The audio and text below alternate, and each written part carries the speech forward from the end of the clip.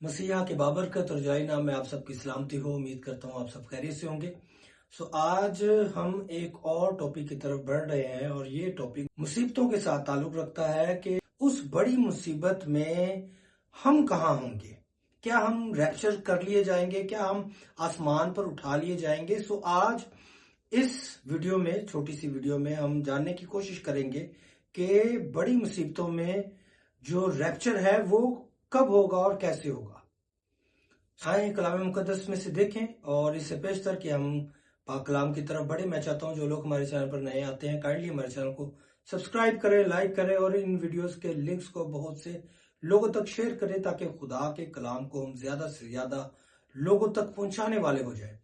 میرے ساتھ نکالیں مکاشفہ کی کتاب اور اس کا 13واں باب ہے اور اس کی 5ویں سے ہم 8ویں آیت کا مطالعہ کریں گے. اور یہاں پر کچھ یوں مرقوم ہے: اور بڑے بول بولنے اور کفر بکنے کے لیے اسے ایک منہ دیا گیا اور اسے 42 مہینے تک کام کرنے کا اختیار دیا گیا. اور اس نے خدا کے نسبت کفر بکنے کے لیے منہ کھولا کہ اس کے نام اور اس کے خیمہ یعنی آسمان کے رہنے والوں کی نسبت کفر بکے. اور اسے یہ اختیار دیا گیا کہ مقدسوں سے لڑے اور ان پر غالب آئے. اور اسے ہر قبیلے اور امت اور اہل زبان اور قوم پر اختیار دیا گیا. اور زمین کے وہ سب رہنے والے جن کے نام اس برے کی کتاب حیات میں لکھے نہیں گئے جو بنائے عالم کے وقت سے ذبح ہوا ہے، اس حیوان کی پرستش کریں گے. خدا کے پاک کلام کے پڑھے اور سنے جانے کے وسیلے خداوند ہم سب کو بہت زیادہ برکت دے. ہم سب کہیں آمین. یہ دور جو ہے وہ بڑی مصیبت کا ہے. اس دور کے اندر ابلیس جو ہے وہ حیوان جو ہے اور جس کا عدد 666 ہے، اس حیوان کو کھلی چھوٹ مل جائے گی کہ وہ ہر ایک چیز کر سکتا ہے. وہ ایمانداروں پر غالب آنے کی پوری کوشش کرے گا. وہ ایمانداروں کو اس دور میں طرح طرح سے ٹارچر کرے گا، ان کو ہلاک کرنے کی کوشش کرے گا. اور وہ چاہے گا کہ وہ ایماندار جو اس کے اوپر ایمان لاتے ہیں وہ ایماندار مسیح کا انکار کرے. لیکن یسوع مسیح پر جو ایمان رکھتا ہے یہ پاسبل نہیں ہے کہ وہ اس حیوان کے ساتھ الحاق کرے، کوئی کمٹمنٹ کرے.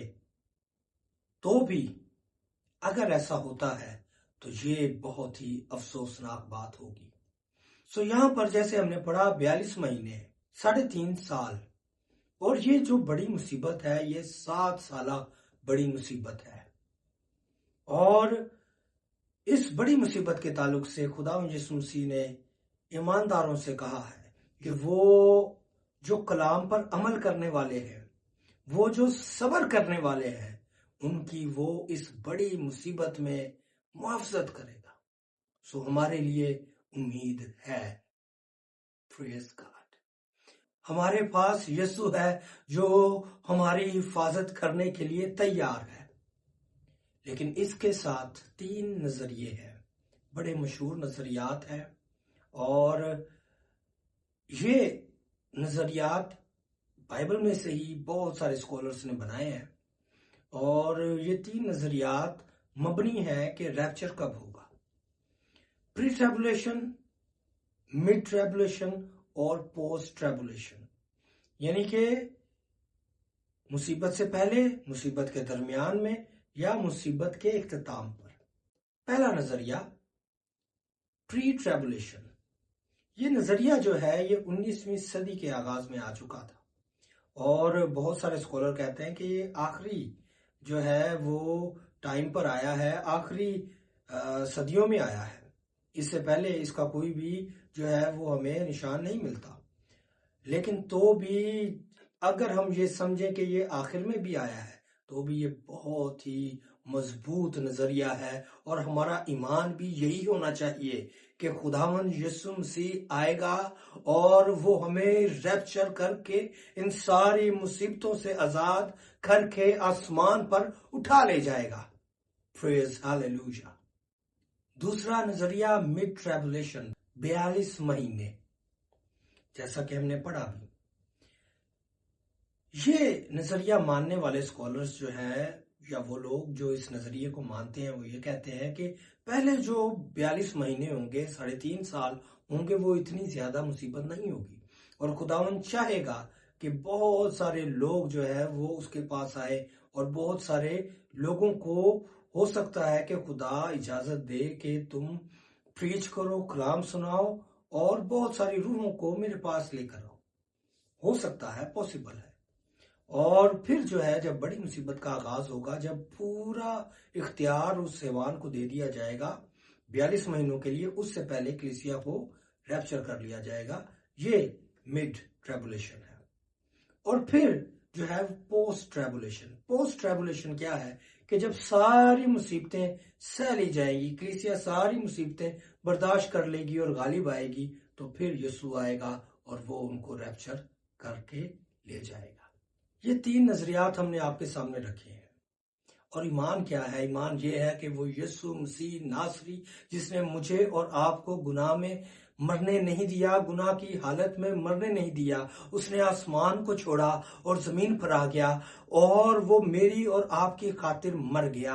اس نے کفارہ دیا، وہ مرا، دفن ہوا، اور تیسرے دن مردوں میں سے جی اٹھا، اور ایک دن آئے گا کہ وہ مجھے اور آپ کو بھی مردوں میں سے جلائے گا۔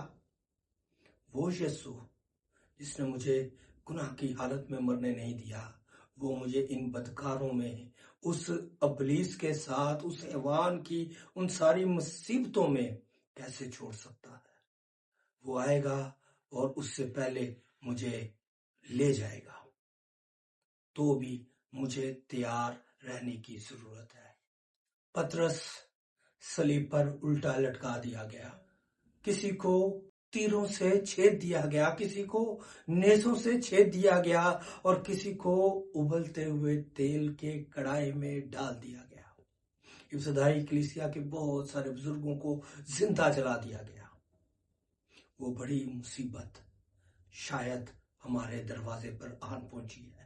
نائجیریا میں لاکھوں لوگوں کو مار دیا گیا، سوڈان میں، ایران میں، سیریا میں، لبنان میں، نہ جانے کہاں کہاں لاکھوں مسیحیوں کو مار دیا گیا ہے، صرف اس بنا پر کہ وہ مسیحی ہیں اور انہوں نے مسیح کا انکار نہیں کیا۔